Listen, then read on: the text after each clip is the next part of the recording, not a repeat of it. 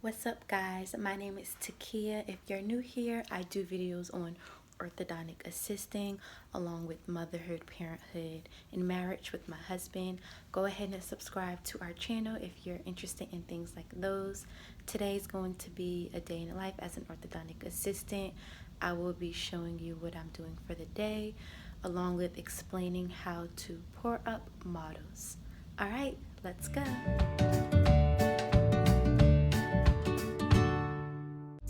So one of the first things I'm doing today is putting away these clean instruments that were left behind the day before. So right now I'm just making up some adjustment trays. These trays are used for regular appointments, which are called adjustments. And at those appointments, we just change wires and colors.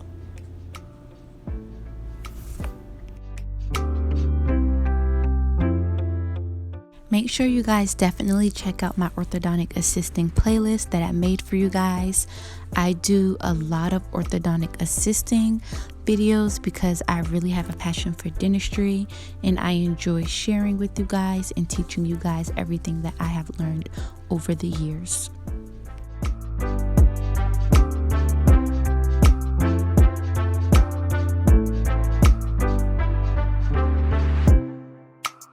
Now I'm taking all of the trays that I've just made and taking them out in the Bay Area where we work.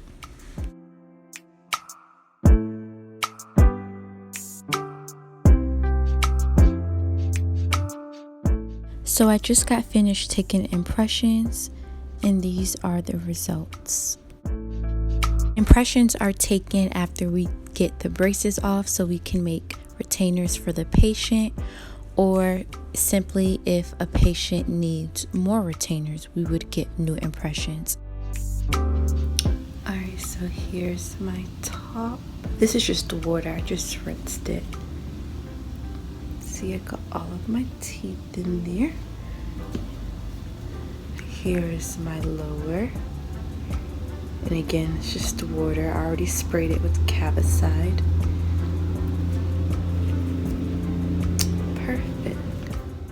So now I'm setting up so I can get ready to pour up these models. Pouring up the models just basically means pouring stone material into the impressions I made so I can have models of the teeth. Right now I'm taking this purple cup and I'm putting 3 scoops of this pink stone into this cup. I am going to prepare 2 cups of these because I need one for the upper and one for the lower.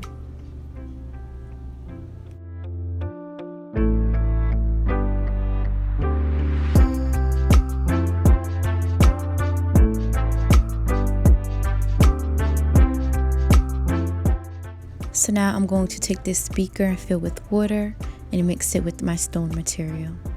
But first I'll take this upper impression and I'll rinse it with water. I always rinse my impressions with water before I start pouring up the models because it helps eliminate any bubbles in my model. I'm going to flip that over and put it over this vibrator. I know there's a correct term for that, but I can't remember it right now. So now that I got my water filled, I'm going to pour it into this purple cup.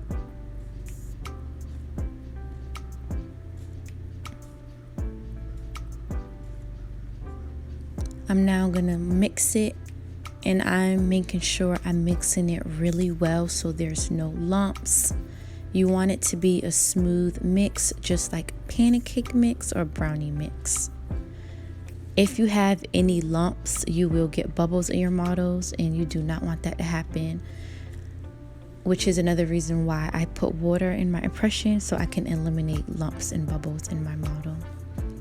So right now I'm just working really fast because this stone material does set up pretty quick. This is what type of consistency you want, nice and thin but thick at the same time, if that makes sense. So I do every now and then put the cup on the vibrator and mix it to eliminate bubbles as well. Now I'll just get a small portion and put it on one side and then lean it against the vibrator so it goes all the way around. And then right now I'm just putting a spatula inside, eliminating any bubbles. Next I'll go ahead and grab another handful of mix and layer it on, and then put it against the vibrator, eliminating any bubbles. Once I get it all nice and smooth, I will turn the vibrator off and just put more mix on the top to create a base. You want to make sure you have a strong base, because if you don't, the model will be prone to breakage. So right now I'm just putting a big scoop of stone right on the top so I can make a really thick base. I do always just rinse my hand in water and smooth the base so it's smooth, because we do put the dates and the names on the back of these models. So I do want a smooth surface to write on. Once I get that done, I just flip it over and let it sit. Really important that you let this sit and harden, because if you pull it too early, it will mess up your model. So now I'm going to do the lower impression. Again, as before, I'm going to rinse this impression with water. This just helps eliminate the bubbles. And I'm going to flip it over and turn on the vibrator. So again, like before, I have this beaker filled with water, and I'm going to put it in the cup and mix it up. I like to mix it with my hand upwards and the spatula like this. It just helps me stir better. When I first started stirring this mixed up, I was kind of doing it really easy in a way, and I got lots of lumps. So now just make sure that I stir with my fist holding the spatula as a whole, and just staying consistent when stirring and stirring really quickly. Now that I got a good material mix, I'm going to just put it on this vibrator again, eliminating any bubbles.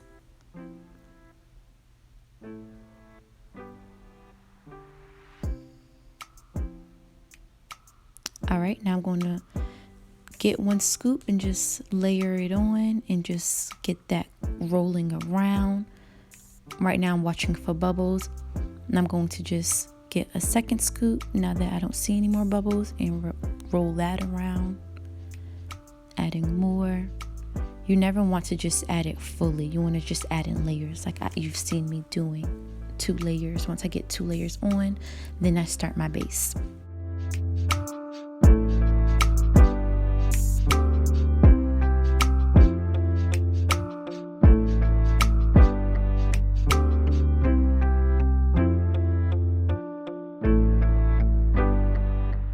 A lot of dental offices have stopped pouring up models because you can now 3D print models off of a printer once you've got a digital scan.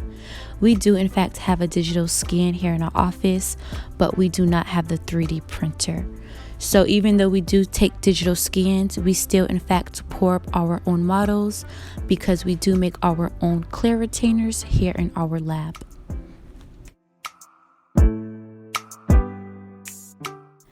So now I'm going to let these sit and harden, and I'll come back to those once they're done.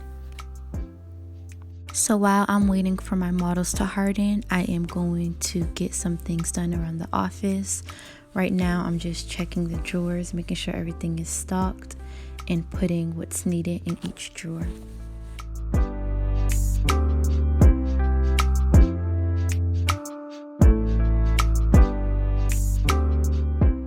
So this drawer is a little light with the rubber bands, so I'm going to take this out and fill it with more rubber bands. Slight footwork. These are my favorite shoes to wear to work, and these are also my favorite tooth socks. I love the combo because it matches these blue scrubs that we wear. So now I'm just going to check to see what's light. We need some more of these bald eagle rubber bands and some of the panda rubber bands. So right now we have all different types, and I'm going to just fill in what I need here. We do call these elastics. Some patients do say rubber bands, so that's why you will hear me go back and forth to say rubber bands or elastics. We have various different sizes. Each animal represents a different size. If you're familiar with orthodontics, we have patients to wear rubber bands to adjust their bites. Sometimes they may be a class 2 or class 3. Class 2 is when you have an overbite, Class 3 is when you have an underbite.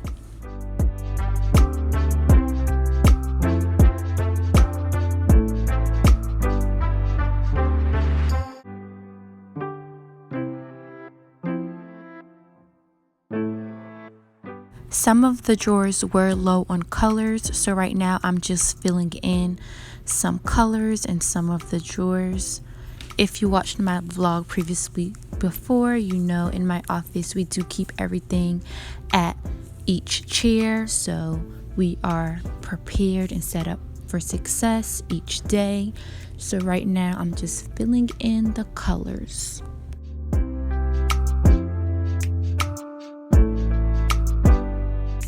Can we just take a quick second to admire how clean and organized these drawers are?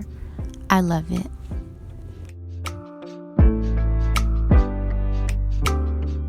So now I'm just stocking up on our retainer cases.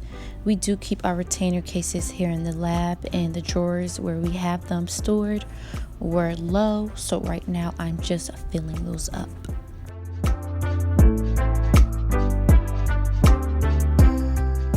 We just got in a bunch of new colors, and I am loving all of these spring colors.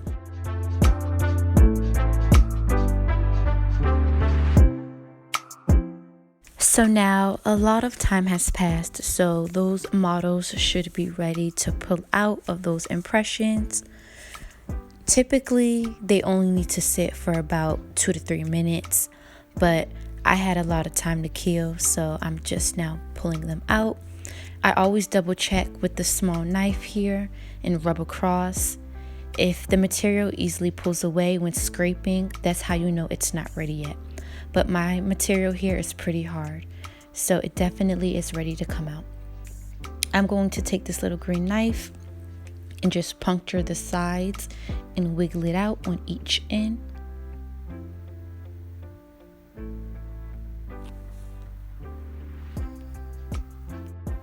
And voila, it just easily comes out.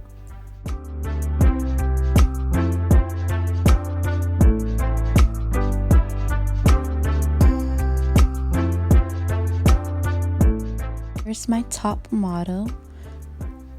Right now I'm going to just check for any type of distortions, which we don't really have any here. No bubbles, everything came out pretty fine.